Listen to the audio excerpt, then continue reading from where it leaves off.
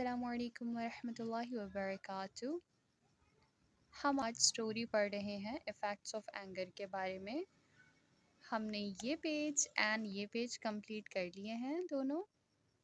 And today we will turn up the page. Page पलटना English में कहते हैं, टर्न द पेज, ठीक है।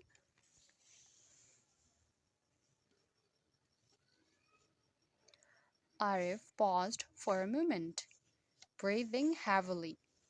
आरिफ कुछ देर के लिए, paused मतलब रुका, for a moment कुछ देर के लिए, एक लम्हे के लिए, breathing heavily गहरे गहरे लंबे लंबे सांस भरते हुए। He looked at the fence.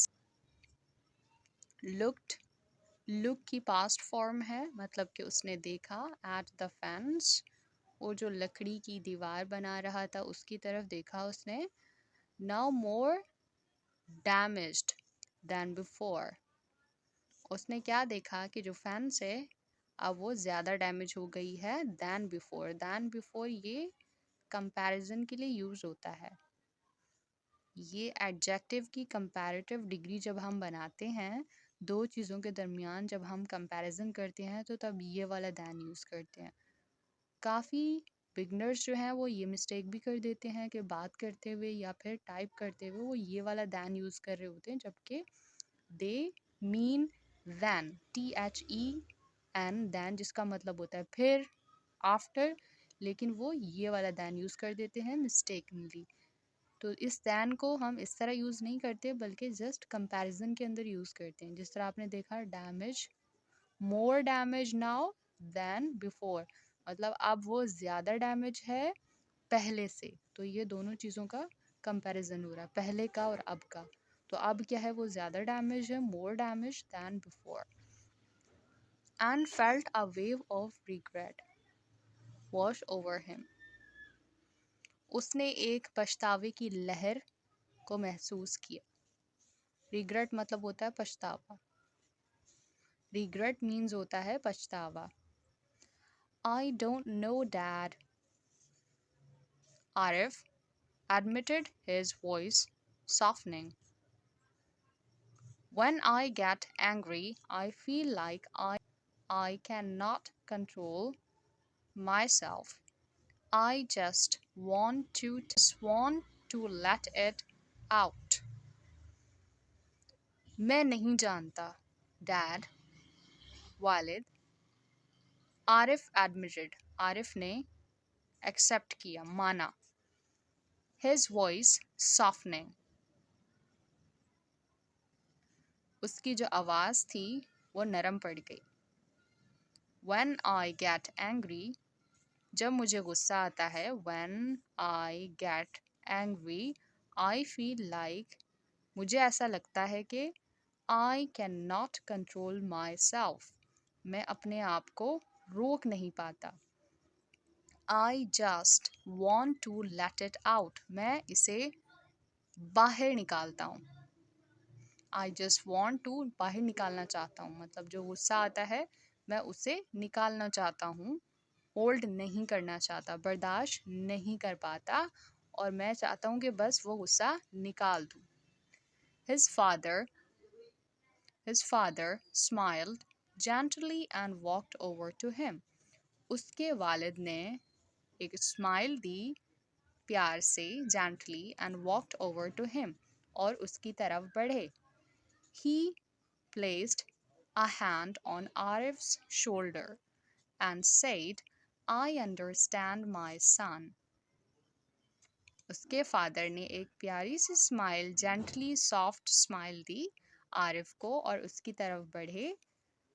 And he placed a hand on Arif's shoulder, और उसके वालिद ने उसके कंधों पर अपना हाथ रखा।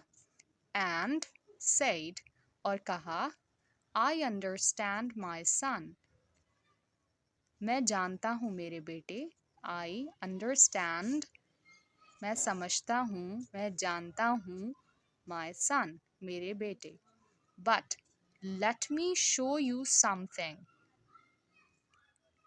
ये शो है SHOW, but let me show you something, लेकिन मैं तुम्हें कुछ दिखाता हूँ। समथिंग है इसकी जो रिमेनिंग वो यहाँ पर स्पेलिंग यहाँ पर है। Arif's father took a small and Arif's father took a small wooden box from his pocket and opened it. Arif के वालिद ने एक छोटा सा took a small wooden box, एक छोटा सा लकड़ी का बॉक्स निकाला। कहाँ से? From his pocket, अपनी जेब से। And opened it, और इसे खोला। Inside there were several nails and a small hammer. उस बक्से के अंदर छोटा सा जो लकड़ी का बक्सा था, वुडन बॉक्स था, उसके अंदर क्या थे? नेल्स थे। हम पिछली वीडियो में सीख चुके हैं कि नेल्स क्या होते हैं। यहाँ पर नेल्स का मतलब है कील।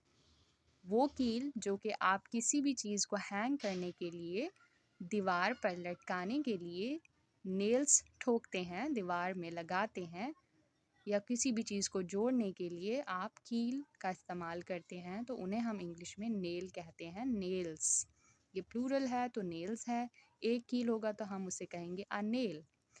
एंड अ स्मॉल हैमर, और एक छोटा सा हथौड़ा। हैमर कहते हैं हथौड़े को।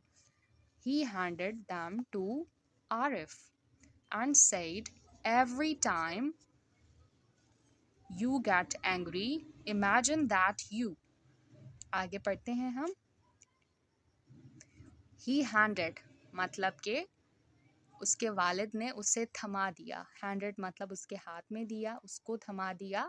Them to Arif, वो जो बॉक्स था और कील थे और हथौड़ा था, वो them उसको रिप्रेजेंट कर रहा है, ठीक है। उन्हें थमा दिया टू आरिफ, आरिफ को। एंड सेड, और कहा, every time you get angry, जब भी तुम्हें गुस्सा आए, एवरी टाइम हर बार जब तुम्हें गुस्सा आए, every time you get angry, imagine that, imagine करो मतलब कि फ़र्ज करो, सोचो, ख्याल करो कि तुम